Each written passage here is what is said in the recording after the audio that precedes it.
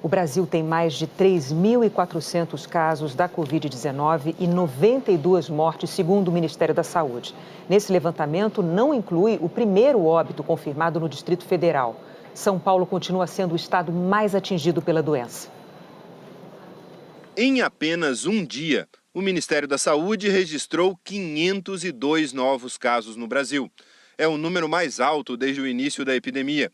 Desses casos novos, 171 foram em São Paulo, que já soma 1.223 confirmados. Do total de casos confirmados até agora, 497 levaram à internação do paciente, 14,5% do total. E desses internados, mais da metade precisou de cuidados intensivos, UTI.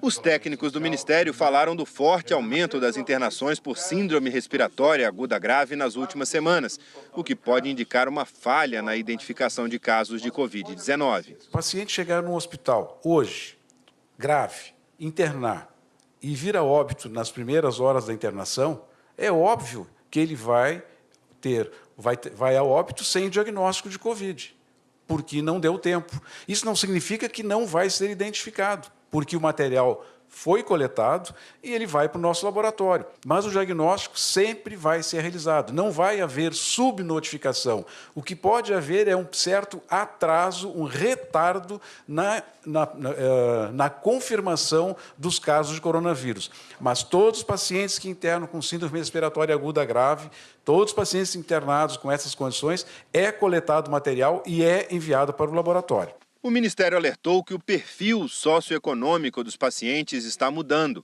Com a transmissão comunitária em todo o país, os casos entre os mais pobres vão aumentar. A nossa grande preocupação são essas comunidades pelas dificuldades com saneamento, dificuldade com acesso à água potável, a dificuldade de evitar as aglomerações. Eles convivem já num ambiente de grande aglomeração, com grande chance de contaminação. É uma preocupação que nós temos. Para isso, nós contratamos mais médicos. Para isso, nós ampliamos os horários de atendimento nas unidades de saúde.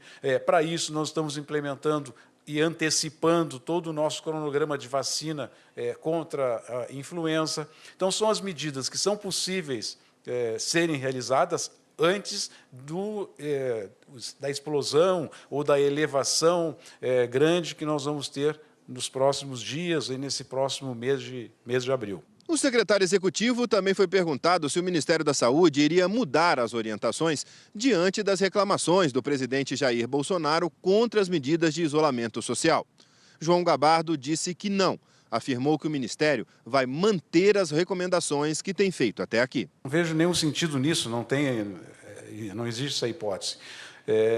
O discurso do presidente, nós não vamos fazer nenhuma análise dele, mas as recomendações que estão sendo dadas não modificam em nada as orientações do Ministério da Saúde. Continuam sendo as mesmas. Pacientes com sintomas devem ficar em isolamento. Familiares dos pacientes com sintoma devem ficar em isolamento. Pessoas que tenham comorbidades, doenças crônicas, devem ficar em isolamento, independente da idade. Pessoas com mais de 60 anos devem ficar em isolamento. Todos nós devemos diminuir a circulação para evitar aglomerações. Essas medidas do Ministério da Saúde, em nada elas foram modificadas e continuarão sendo as mesmas.